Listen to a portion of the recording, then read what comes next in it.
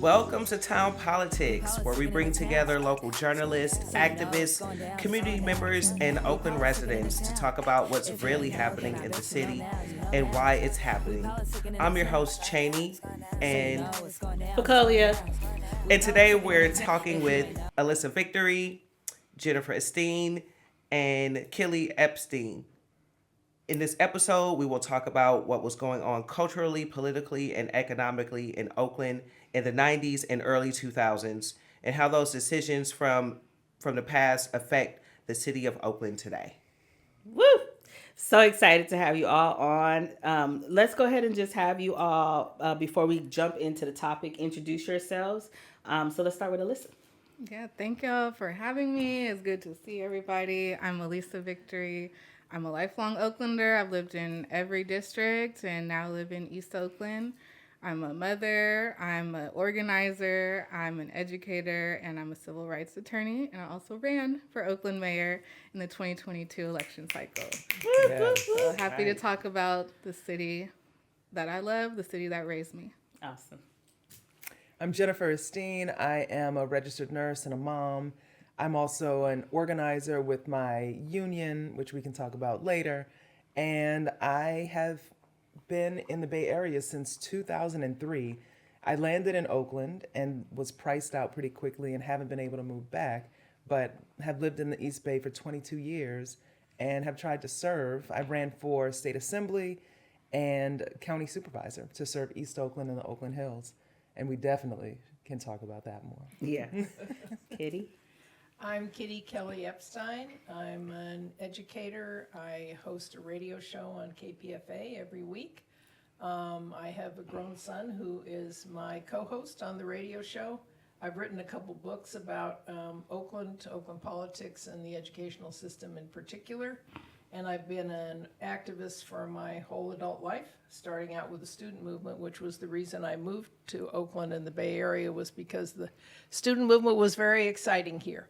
So all the issues that we're going to discuss are important, and I'm really happy to have been invited. I appreciate you guys for doing this. I think it's really important. Absolutely. So, the Oakland today is not the Oakland of yesterday. So let's go back in time. Let's talk about it. Let's dive into it. 90s Oakland. Okay. First time I ever came to Oakland was in the 80s. So just disclaimer. But 90s Oakland was amazing to me. Black everything. Everything was black. I remember E14. I remember driving down in. I remember seeing so much economic activity. I remember coming to Oakland for some of the biggest church events, because that's how I came to Oakland mostly. But, for all of us collectively, what was Oakland like back then? Wow, I would have to say in the 80s and 90s. I'm born and raised in Oakland. I'm from what we consider today Deep East Oakland, East Oakland, and it was it was community. I didn't grow up in a wealthy neighborhood. I grew up in the Hundreds, and it was predominantly overridden by crack. It was the crack era, Reaganomics era, but it was still community. I still knew who my neighbors were. Families lived close by. I could still walk to my grandmother's house. I could walk to my great uncle's house. And although there was, I would say, some people might consider pain in the community, or destruction during that time, from the conditions, I still felt safe. I still felt safe knowing that I had people next door or a block away that I was surrounded by. And unfortunately, we don't have that today. Some of the conditions haven't changed, but, the sense of community and well-being, and knowing that I had family nearby, that's definitely a big difference of change that I've noticed today. Yeah. There's a lot to paint a picture. There is. Hey, I know you're an Oakland native as well, so how do you feel about that? I'm the last of the 80s babies, so I was, growing up as a child in the 90s. And my childhood was, Fairyland, was Grand Lake, was going to church in West Oakland. I went to True Vine Missionary Baptist Church. But my church also had a lot of service programs and ministries, including food and clothing. And my mother was very committed to volunteering in our church, and she would take me and my sister every week. But it helped me as a child to see that there was great need, that it was in parts of our city like West Oakland, and that most of the people that were needing food and clothing and services were Black just like me. And so it helped me see that, even though our family always felt like we were tight-knit and we had what we needed, there were so many other families that didn't.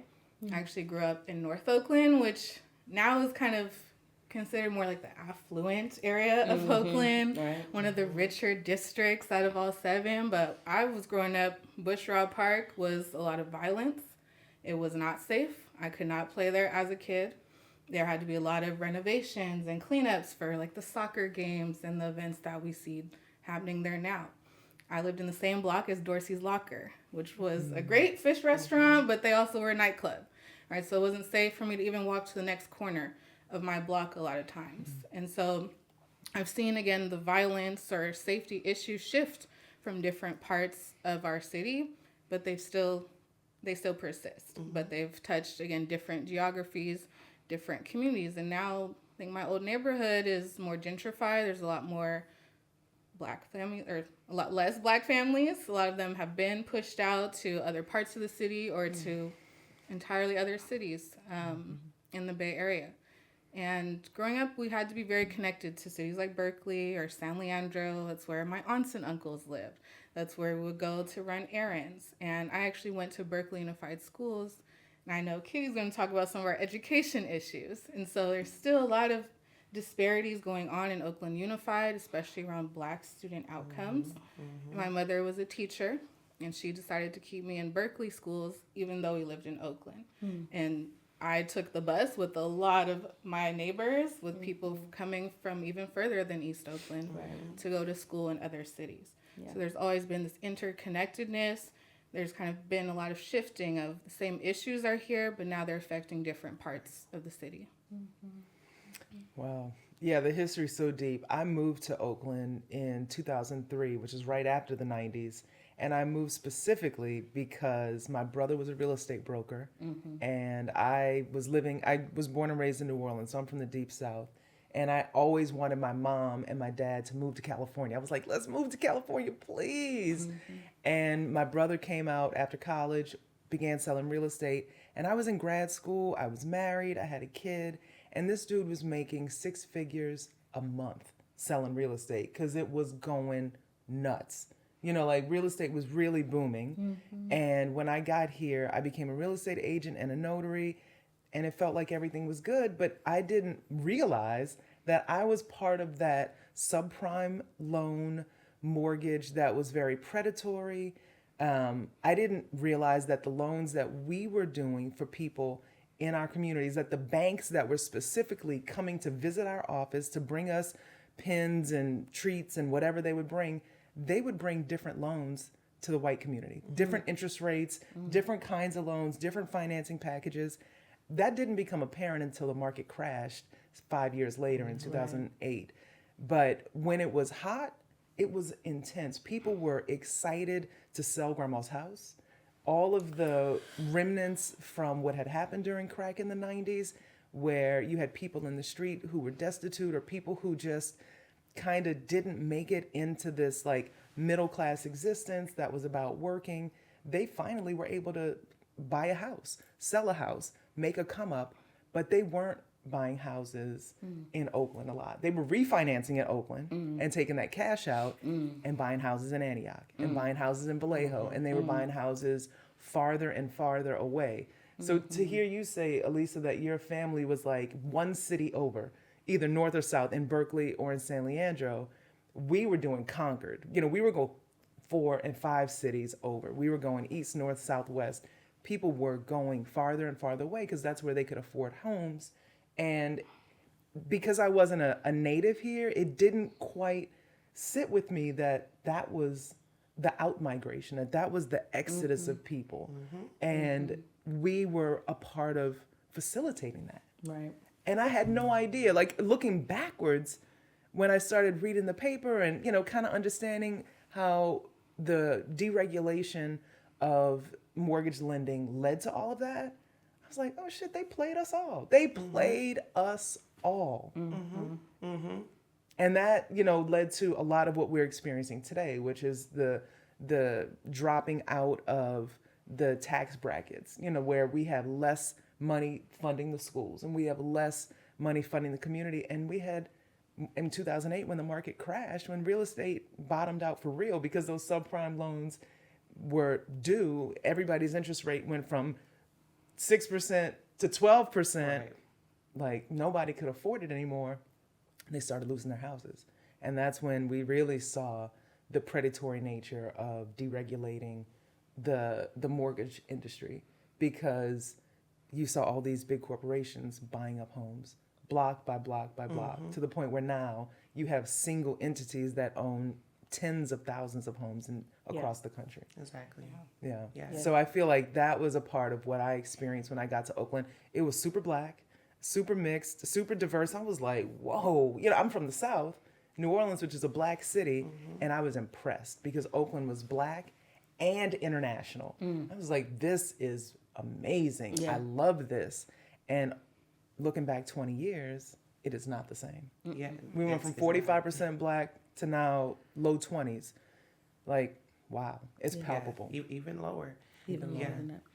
Yeah. Kitty, you have such a rich history of understanding not only Oakland, but the region. I know you can dive into the education piece, but give us some color also around like what was happening in the city overall. We had Elihu Harris as mayor in the 90s, and a lot of amazing education moments, but youth activism was big as well. So color the picture for us. So I moved to Oakland from San Francisco in the late 80s, and I moved here to work at the Oakland Street Academy, which is a phenomenal victory for Oakland people. And the people who initiated and were the first staff of the Oakland Street Academy were people who had come out of the San Francisco State Strike, which probably people know is the strike in the United States that set up ethnic studies. All the other ethnic studies programs and open admissions programs came from that phenomenal strike, which I had been a part of. And the people who were at the Street Academy were teachers in that strike. So they had a militant attitude about defending this phenomenal school. And it celebrated its 50th year history recently. And through a million fights, people were able to keep that school alive. It's like no other school in the U.S., and I know people say things are like nothing else, but this is like nothing else. It's not a charter school, but it's publicly funded. It's, as a lot of the parents say, this is a private school for poor kids.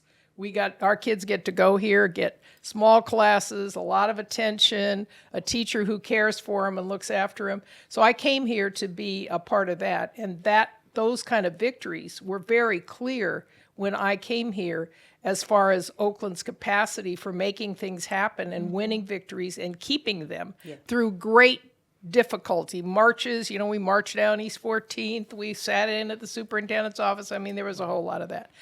And there were also things that were, there were other victories that had to do with the fact that there had finally been elected a mostly African-American school board, and they refused to give up all the things that they wanted for particularly African-American schools. So people started attacking them, and this was the beginning of the attempt to take over the school district. And so that whole period of the 1990s was a time when Sylvester Hodges is an unsung hero. He was the president of the school board. He was a very, he wasn't a flaming kind of guy, but he was actually more radical than a lot of people who make radical speeches. So we were having to fight to hang on to the school district. And this made a difference, a huge difference in Oakland, because for the school district to continue to be predominantly run by African American people for a period of about 10 years. They started trying to take the district away 10 years before they succeeded. And those people were able to make a huge difference in curriculum, getting rid of tracking. the most extensive porta tracking and so on. So it was a really exciting place to be. And I lived in the Fruitvale, and that was a great experience. And Oakland was just a wonderful place on all levels for me, despite all the problems we can all describe. But the vigor of people, fighting, continuing the struggle, and winning in a lot of cases was really important for me to be able to participate in. Yeah. We've talked about gentrification, right? And I want to color that picture just a little bit before. We're talking about San Francisco also, and how San Francisco impacted Oakland. So we had this major tech boom. So I'm from San Francisco, born and raised. So in the 90s, the mission was the birth of the .com, right? Yes. And you had all these workers starting .coms, and you had all of these live-work lofts being birthed. And you also had a lot of them crash and fail, right? But there was this tech boom. And so then working class workers were getting pushed out of San Francisco into Oakland. So that was, I would say, one of the second waves of gentrification. Because I think the first wave was really just, late 80s, a lot of folks coming in internationally to the region because of the popularism of activism here in the Bay. And being able to come to Oakland versus San Francisco because of affordability. And so, you had all that happening. You also had this, like you said, Kitty, all of this Black leadership. So Black mayor, Black school board. You had the school board not only be resistant, but also acknowledge Ebonics, right? So, we got to talk about that. That happened in the 90s. You had Elihu Harris, we got to talk about racial justice. We got to consider anti-Blackness, right? And the ways that there was these collaborations with Policy Link and, forget my brain, Green Lining Institute back then to really push this idea that government had a role to undo some of these disparities that were starting to show up in the data. You also had this huge youth movement pushing back on the way youth were being criminalized. There was this thing, I want to say the Oakland Project or something of that sort that was founded. So, it was a very real era of not only is the Oakland known to be the birthplace of the Panthers, right? But it's also the birthplace of this idea that the everyday worker, the everyday resident, the everyday young person could stand up and fight for justice, right? We also had the walkouts in the 90s. That's my generation. We also had in 99 this massive knowing that California was trying to even more so criminalize young people with this anti-drug, anti-gang framework, right? So the 90s was cracking. Let's just say that, right?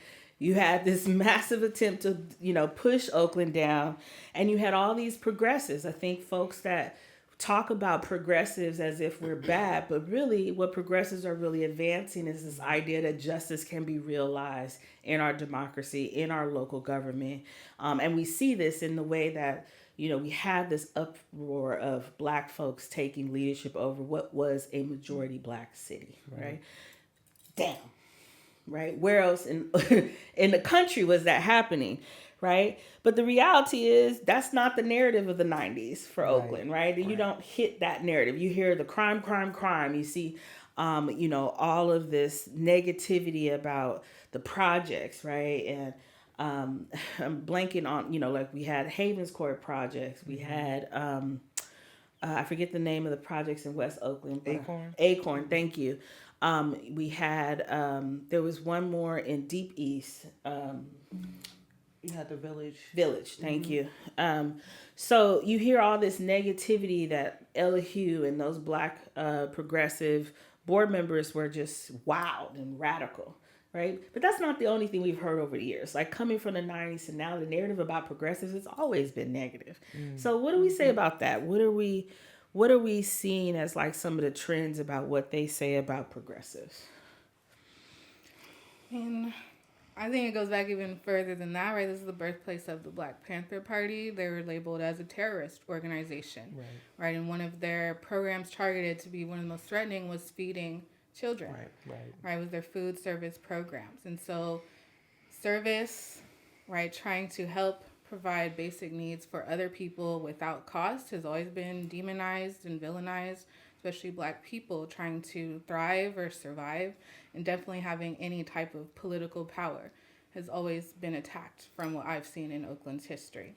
And the narratives that are made about these policies are that they're going to be harmful, that they're all of a sudden going to hurt us or bankrupt us to fund things like public education or public housing, that they're going to invite elements of crime, which usually are really just racist. Yeah, it's code word. Thank you. Code words for racism of these people, right? Having these communities that are thriving, that are not white, that are not wealthy, that are not invested necessarily in corporations or these other fields, that somehow that's going to be harmful. And so it's harmful to some people's agenda who want to privatize, who want to make everything about money. But I think the richness is in our community, people knowing each other, people having wrestled and fought years, right? Decades in these movements on these issues that have transcended generations. And so when people really are looking at that facts and that history and who is on which sides of the issues, people see that it's constantly people of color, people who are poor, young people who are pushing on these issues that we call progressive. And I think the flip side is regressive, of people who are again trying to roll us back to white supremacy, trying to roll us back to extreme wealth and poverty gaps, people who are trying to eliminate public schools and public services. So I think the narratives will continue, but the work, right, is there's still people that are constantly willing to do the work, to join the fights, to support. I think with more education about that history and changing the narrative of even our history, people will embrace that this is Oakland's legacy of activism. Yeah, I think you're right. I think, the word progressive, if you just stick with the word, then you end up getting caught in like the quagmire of semantics and whose definition means what. But like the Panthers came from dire conditions. Like Oakland, West Oakland, the Great Migration made Oakland into a beautiful place where everybody, because of segregation, everybody had what they needed in the community. West Oakland was thriving. Lots of businesses, lots of places where you could get groceries, which we know West Oakland is considered a food desert now, even though deserts are ecosystems that are thriving. We don't have the things we need. But what the Panthers did was respond to the negative policies that had redlined and created all this displacement. You saw after World War II when technology changed and we no longer needed workers to build ships for war, there was this exodus of business. So the Panthers were born out of Oakland being home to the unemployment rate in Oakland was 5 times the national average. Yeah.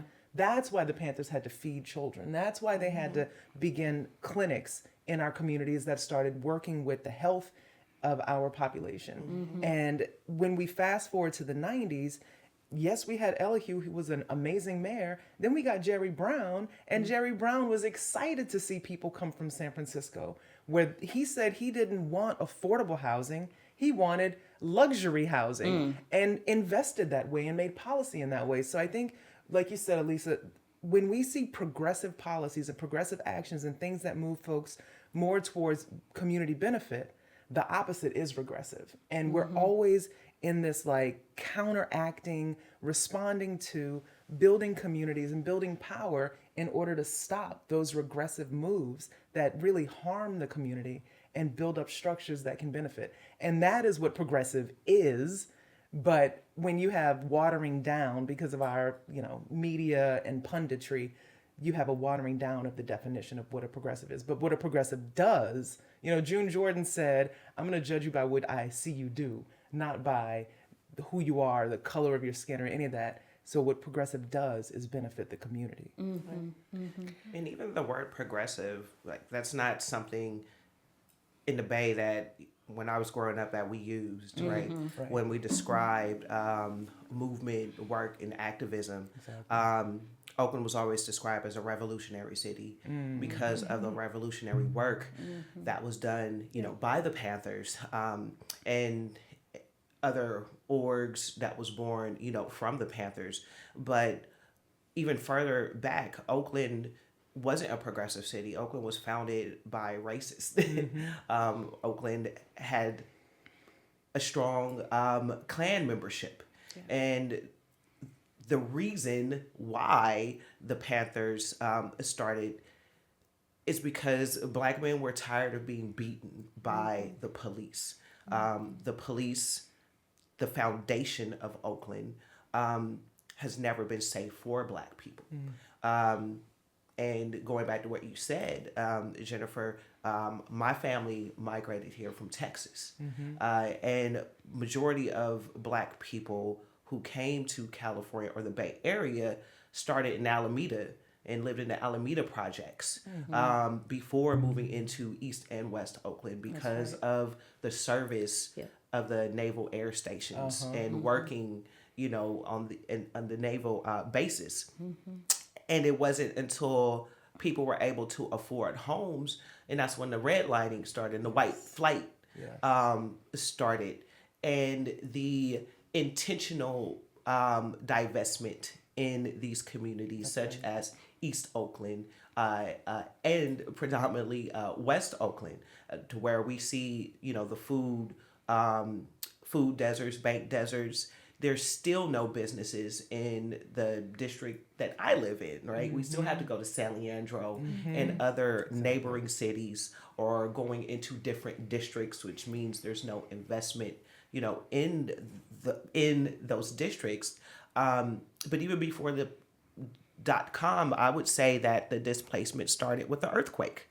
And the 89 earthquake and the destruction of the projects that was in West Oakland. And that was kind of the ripple effect of what we're seeing today, right? And our communities who were experiencing, so much trauma.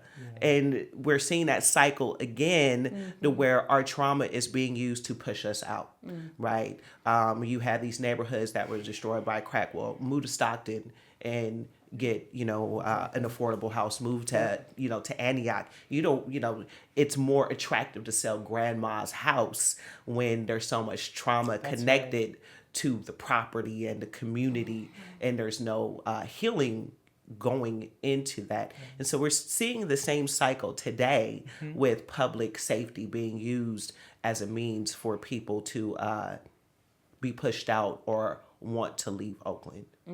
Absolutely. I think that going back to your point about the long-term history of Oakland, I think Oakland has been used.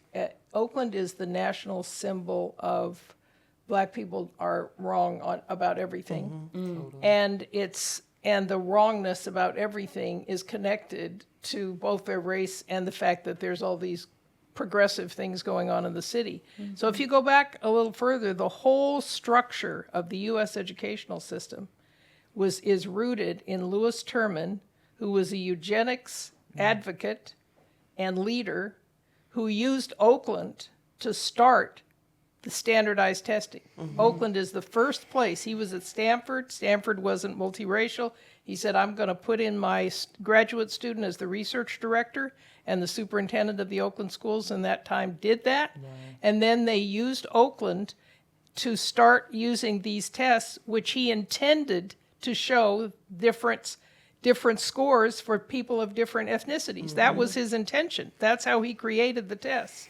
So then when they used them in Oakland, then they started putting kids, they were able to put everybody in school, but people in a different category. So all the, middle class and upper class white kids who'd been going to school already, they're in a separate class over here, and we can get the other kids off the street, but we don't have them in the same classes. So that started here, and it continued with these different things that you mentioned, the whole racist presentation of the Ebonics issue, and many other things which have the first of its kind tried to take over the Oakland School District. That was in order to move Black people out of Oakland. And all of these things are, I know people say, don't make conspiracies. Some conspiracies are real. Sometimes people really do get together with that intention. And it was Terman's intention these tests, they spread all over the country immediately. So the whole U.S. educational system is rooted in something which is racially biased, because everything about U.S. schools is determined by these tests. And they were intended to be racially biased, and they still are. So it's hugely important in Oakland's role in this whole creation of racism throughout the country, I think is really important. Yeah. And I think you hit on a piece that I want to hone in on, that Oakland has been the testing ground for a lot of the ways to advance a racist agenda, right? An anti-justice agenda. And one of the ways that doesn't always get highlighted is the Raiders and our Oakland Police Department. I always tell people, you have to step back and think about what would make you walk around in Oakland with a shotgun. Right? What would make you have to literally walk around and defend your community with a shotgun? And that always, even at a young age, as a young organizer, the image of the Panthers feeding the children, beautiful, right? But what always bugged me was, dang, why did they need a shotgun? And when you look at the racist history and the way that policies have been used in the criminal justice system, specifically in Oakland and California, to oppress and to mass incarcerate Black folks, we have to look at, you got the gentrification, so we're going to push you out of your communities. We're not going to allow you to be able to elect folks who are progressive, who are radical or revolutionary, however you want to frame it. And we're going to police who's ever left so that we can make sure that they get in these jails, get in these prisons as fast as possible and break the law to do it. So, what about the Raiders? Who are they? Because most people don't even know who the Oakland Riders, I said Raiders, my bad. The Oakland Riders. But you were like, oh, Lord, I'm going to get in trouble, y'all. I was like, we talking about Oakland Raiders. Sorry, my bad. Oakland Riders. So tell, who, Kitty, maybe you can kick us off, or Chaney. We're going to get me in trouble. Coming for me. Okay. Who are the Oakland Riders, and why is that so pivotal to Oakland's history and the transition from the 90s to the 2000s? Because I think, that's really important. It was a huge part of that transition period. So the Riders were 4 cops who abused people unmercifully, Black people, particularly in West Oakland. They beat people up. They charged them with things they hadn't done. They planted evidence. They, all of that. Everything you can imagine a cop doing that's supposedly illegal and immoral, raped women. Yeah, all kinds of things. And finally, there was a complaint against them and a suit against them, and they supposedly went on trial. But you know how they rig trials.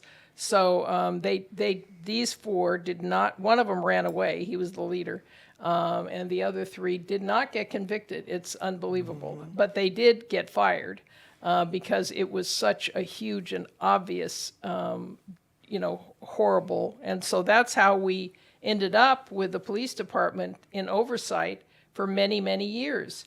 And the reason they've continued to be in oversight is that they have never changed the things that they were directed to change. Yeah. So every time they're about to get rid of the federal oversight and monitoring of the Oakland Police Department, it comes out that they still will not do anything to police who are evil. And we've seen the evilness just very recently. So I don't know if they'll ever get out from, but I'm not begging for them to get out from under supervision, because the supervision isn't even enough.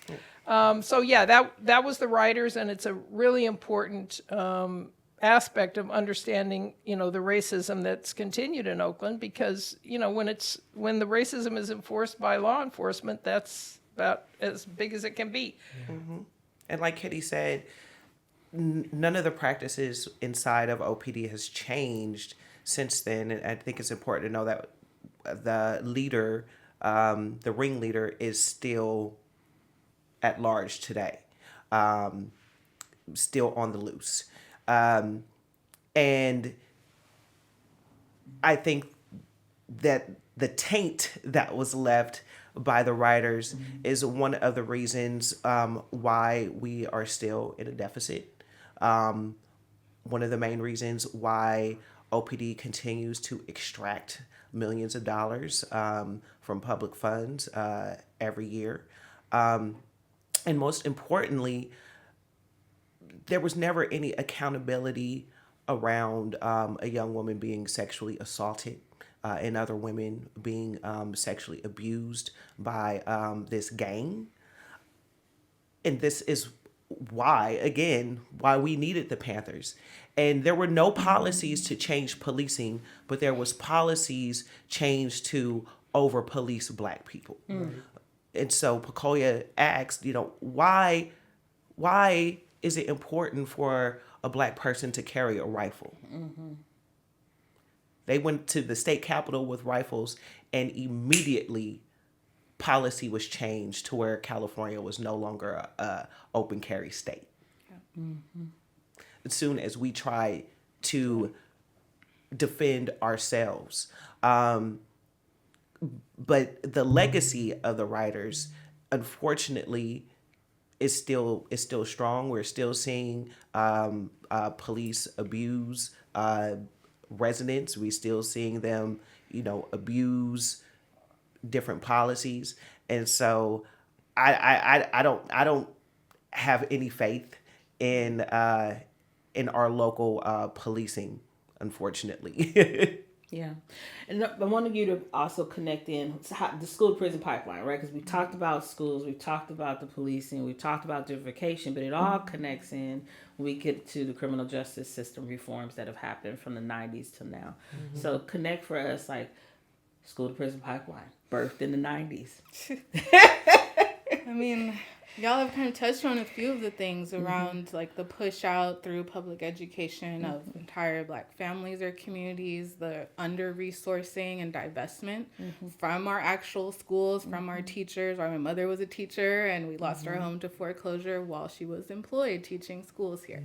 And so there's kind of been this disinvestment that has left so many of our children vulnerable, with our families without schools that are adequately resourced, or them wanting to switch their children, or them not having enough counselors to address what things that are going on. And so there's also then the layering of juvenile justice, which wasn't really about justice. It was about criminalizing our youth, right? Of allowing you to charge youth as adults, of putting different gang enhancements. I definitely remember walking out in high school when they were trying to say any 3 people wearing same colors are a gang. I was like, okay, well, they're not applying that to Girl Scouts, right? They're not applying that to the basketball team. Again, they're going to be using that for really particular communities. And I was activated to that issue as a youth myself. And so there's been constant attempts for legislation and policy to make ways to criminalize our young people, to take away their actual schools, their homes, their counselors, the resources they need, and to replace it with jail, to replace it with carceral solutions, to replace it with punishment, even literally putting police officers called school resource officers or police department in our school districts, right? We fought for years to disband Oakland Unified School District's police department, which is separate from our city police department, because kids were being abused by the police. They were being shot on their own campuses, right? They're being harassed and violated, and all these same things we see from police abusing their power with the general public was also happening on our campuses. But since police were there, they could still avoid accountability. They could punish that student instead, or even punish their parents. So there's even like truancy laws that we talked about in places like SF that penalized parents, that had criminal consequences for people not attending schools for whatever reason. It could be medical. It could be your family doesn't even have money for you to get to school. So there's constant, again, a shift in policies that allowed more criminalization, more punishment against our youth, but that was also at the same time taking away their resources, taking away their spaces, taking away youth centers and parks, and closing all of those down. I was raised in a rich time of youth justice organizations. I'm a product of Oakland Youth Together. We had after school programs. We had libraries and parks open, and they were clean. And that is not the Oakland that we live in now. So many of the programs have been cut or decimated entirely. So many of our school campuses don't have enough resources to stay open or offer after school or summer programming. So there's still extreme gaps in what are our children supposed to do? Where are they supposed to be safe or to learn and to be able to grow and become productive members of our society, but instead they're, again, cutting them before they're even old enough to make those decisions. Yeah, that's right. So, and I want to highlight that this is happening with almost all progressives being, quote unquote, in power. But really, we're talking about Democrats, right? So Right.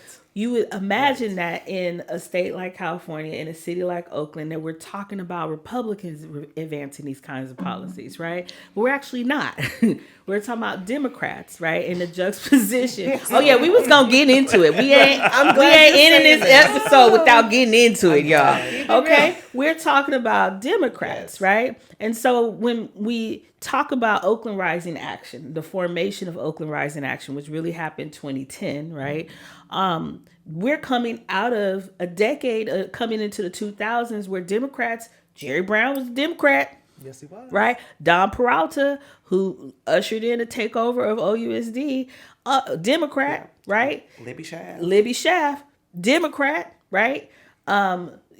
District Attorney, Nancy O'Malley, Democrat. These are all these policies. Board of Supervisors, Nate Miley, Democrat. Exactly. Board of Supervisors, Keith Carson, Democrat. Right? So I just also want to say, like, all this stuff we're talking about is happening under a Democrat system, right? Sucks, but it's the truth, right? I mean, this is why I think the label is irrelevant. Like, it's about what you do. And, I appreciate ranked choice voting, and I appreciate this woman to my left who ran for Oakland Mayor and had a ranked choice voting strategy that really should have catapulted her into the seat. We would have had a whole different outcome. But instead, her ranked choice strategy was powerful and strong and catapulted a different woman into the seat who then was indicted by the FBI. Another Democrat. Right. Who didn't necessarily understand, not that being an Oakland native makes you have a good understanding, but what we saw from Chaney was a misunderstanding about community relations, a misunderstanding about how to work with the police. And if you want to hold police accountable, you got to do it in the right ways. You can't, on the second week of office, fire the police chief with no plan. Like, there was so much that went wrong with that Democratic tenure that I'm excited for what comes next, because we have Barbara Lee now. I'm excited for how we can move true policies that bring justice. We can say progressive, but true policies that bring justice, because I think that is the only way that we are going to get out from under the overspending on police and the underspending on community investment. But one of the things I think we need, and I don't know if this is the time for talking about solutions, but I just want to say this. One of the things we need, I really think we need to work on this soon. We need a way for people. There are people who call themselves progressive, and then there are other people whose actions are more progressive than the people calling themselves progressive because of what they do in the world, and that's often, it applies to many people. We need to figure out all the sources of information that's different from the corporate press and make a list which everybody can have and can use. And so this kind of podcast, some of the shows on KPFA, the Oakland Post, which is a black newspaper, and white progressives don't understand that they need to read the Oakland Post. It's more important for white progressives to read the Oakland Post actually than it is for black people.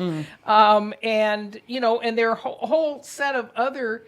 And we need to lay those out, and every single person who thinks that they're fighting for change that's positive needs to know those sources of information, because we're getting killed all the time by the fact that people don't feel they have anything to read but the Chronicle, which is a really racist, horrible newspaper. It never says anything right about Oakland. And it never gets anything right. And the East Bay, the Mercury News, basically the same. But people don't know where, and people look at TV. So we need to be able to say, look, you can find real information in these places, and you need to look at them if you want to understand what a progressive outlook or a forward-thinking egalitarian kind of outlook is on the issues. And it's something I think we need to work on soon. Yeah. Before they start attacking Barbara Lee for real, for one Right. thing. Absolutely. Right. And I think people should follow you as well I was for gonna some say, credible, yes. as a credible source of Thank you. information. Thank you. yeah.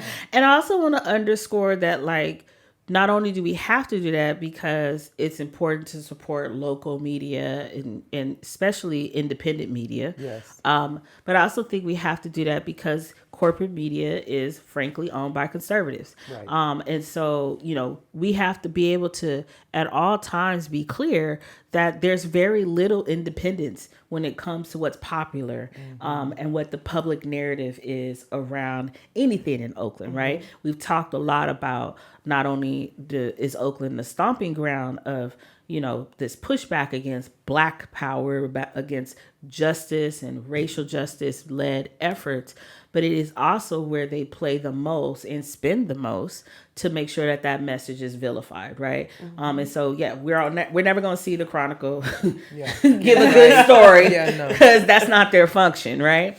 But I also think that what we learned and what brought about Oakland Rising Action was that we also needed political power, right? Yes. We needed to have a way in which to contend for how we get elected who also share that vision of being grounded in community, of what we could say in the interest of, respect for Ella Baker, radical democracy, right? That we needed a political action arm to our work, that it wasn't just enough to be marching in the streets. It wasn't just enough to show up to City Hall and complain about the policies, but we actually need to be able to get people in who could write the policies we want.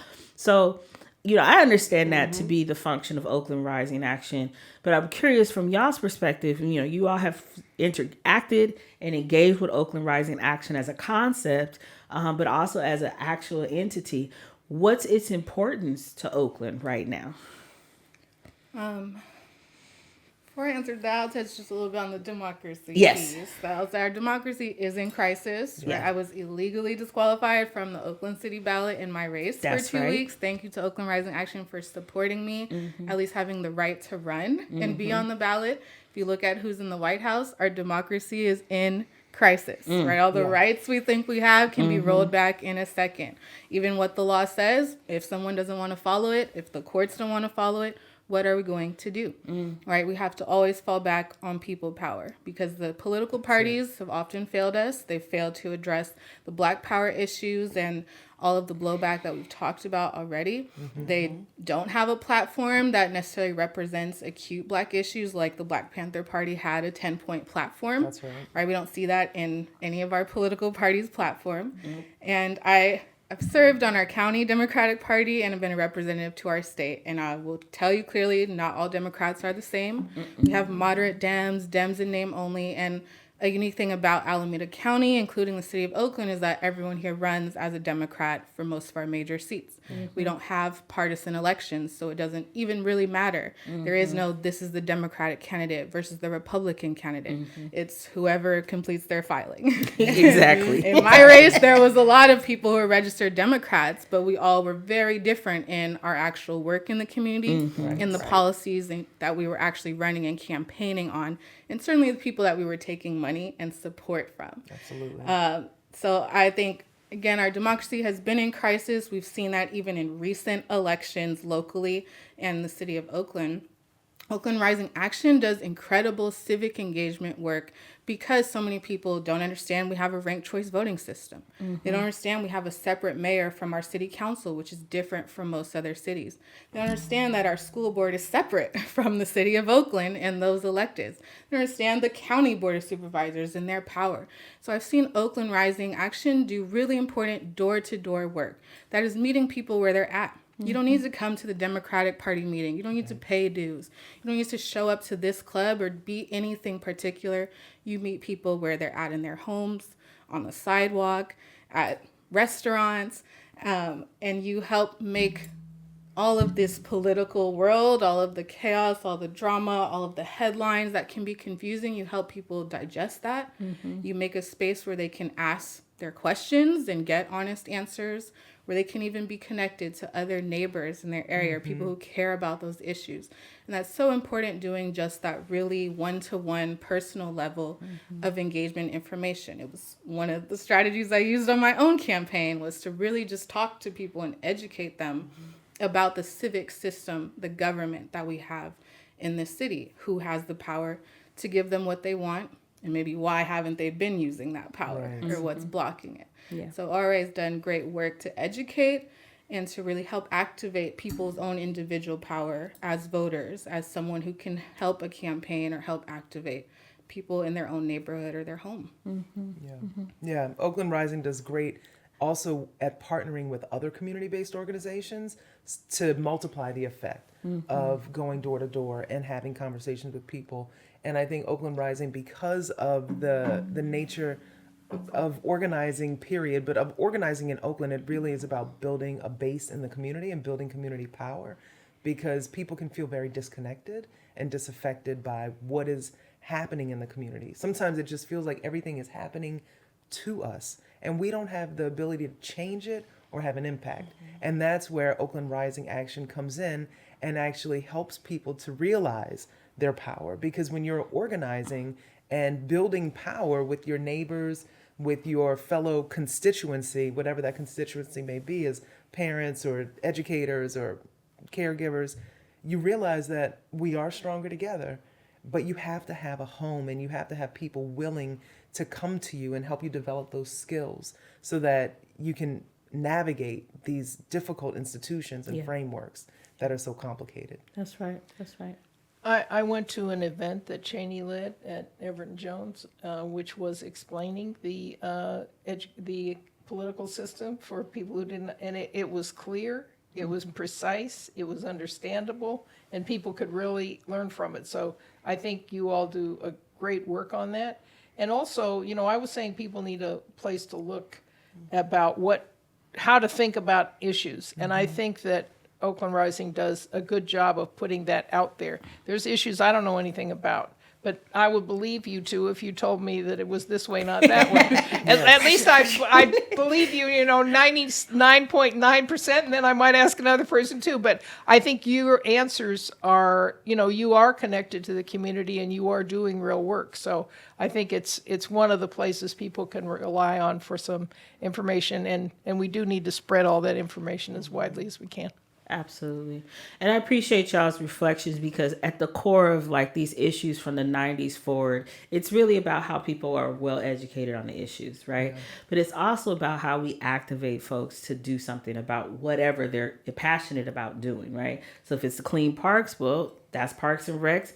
How are you activating into that? If it's, the criminal justice system, well, there's lots to do. So how are you activating on that? If it's democracy and the idea that any candidate should have the right to be able to run and be supported, there's a way to be activated on that, right? And all of these issues, whether it's from gentrification to what's going on in our schools and the continued push out efforts and the continued experimentation, because we didn't touch on it, but I know we're going to wrap it up. The charter movement and how the charter movement grew as also a part of gentrification in Oakland. So much to be covered, not enough time, unfortunately. But want to give everyone just one last time to do last thoughts before we wrap up the podcast. Chaney? Oh, yeah. As far as last thoughts, I want to talk about the work of Oakland Rising Action, just to add on to what you all were saying. And as someone who's the newest of the organization, I've always appreciated the co-governance that Oakland Rising does in actually working with candidates and asking the important questions. I think that it's important to figure out who is actually progressive versus moderate or, fake progressive. And sticking to our values is really important. And that's what drives me to do this work, is the values. And being able to support, people like Allyssa and Jennifer, right? And other candidates who we believe in. That's the importance of the work. Oakland, in my opinion, has always been a progressive, revolutionary city. And people are trying to change that narrative, and we aren't going to allow that. So thank you for the work that you all individually do and collectively do to ensure that. This has been a great conversation, great to just reflect on the city, but also kind of, the moment that we're at now and what that means for progress. I think no matter how much we're attacked, how much we're pushed out, how much people are literally removed from having their power and influence, the progressive movement will always be in Oakland. Right? People died here for these causes, for these values. Our children are going to have it instilled in them. It does not matter how many of us they take out, how many campaigns we may lose, that people are still committed to the vision. They're committed to people. We're committed to ourselves being able to stay here and to thrive here. So it is our legacy and our right to inherit that and to give that to anyone else that's coming up in our great city. And, even if we lose our individual campaigns, right, I'm still here committed to this work. I'm forever grateful for Oakland Rising Action, for Jen, for everyone that supported me, that believed in my vision of progress through that campaign, that's continued to work with me. But I think still so many people just need that seed to be planted of being empowered, whether that's to just go and vote, whether that's to run for office themselves, whether it's to do some of this education and organizing to activate other people. But most people just need someone else to connect with, to encourage them, to find the right language or words. And so there's still so much more work to do, and I'm glad there's more people we can recruit into this movement. Absolutely. Yeah, I appreciate Oakland Rising so much. Thank you for this conversation, for this space to understand more about what it means to act in a way that brings justice. And we can call that progressive, but we're definitely going to call it radical. And we're going to call it the legacy that Oakland has given us. And, being someone who has run for office, I feel like it can be a daunting task to think about what power is in this society and how we change it. And I think that's not what we're asking people to take on. Like, you don't have to run for office. You don't have to be that one person who changes power. You don't have to put on a cape and an S on your chest and, bust out. However, you do have to do something. And that means educating your children or the people in the community. It means being available for your neighbors. It means paying attention and trying to get an understanding of what's really happening in the world.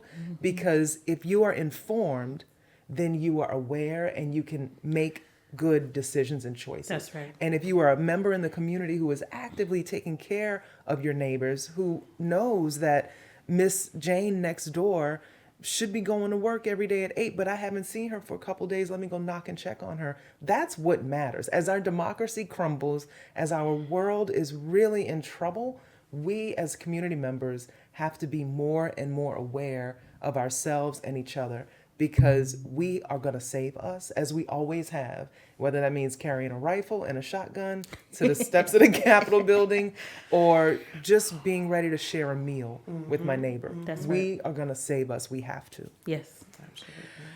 So I've been in a couple conversations recently that have been a little bit disturbing. And I don't think anybody in Oakland identifies with the current national administration. But I do think that it becomes easier for white folks like me to keep talking about the, quote, progressive issues and forget that the word racism, and that we need to talk about racism always. We need to keep that at the forefront. But it gets easier as you're told. You don't think you're absorbing this idea not to talk about it, but, it gets easier. So I just think it's really important for white people who are in the movement or feel that they're progressive to know that this is important for us to raise. This is not somebody else's business. I know people have told me when I say, why didn't you bring that up? They say, well, I think that's a black people's issue. They'll bring it up. No, you need to bring it up. It's easier for you to bring up than it is for other people. So I just think, I think that's something really that we need to be talking about also a lot. And I really appreciated this conversation. really enjoyed getting to talk with you all, and I'm really glad you did it. Thank you. Thank you all. Well, hopefully, audience, you've learned a lot. I know I have. Looking forward to diving more into issues. See you on the next episode. Peace. Ain't no power like the power of the people. Peace. We keep us safe, showing love to my equal. Ain't no power in the hour of the evil. Had to turn the news off and never showing we peaceful. Had to turn the news off. They been pushing the peace. That propaganda, if you got it, I need some answers, so I'm asking the team. Changing the face of Oakland politics, they keeping it P. Yeah. We politicking in the town. So you know it's going down, it's going down. We politicking in the town. If you ain't know, then I bet you know now, you know now.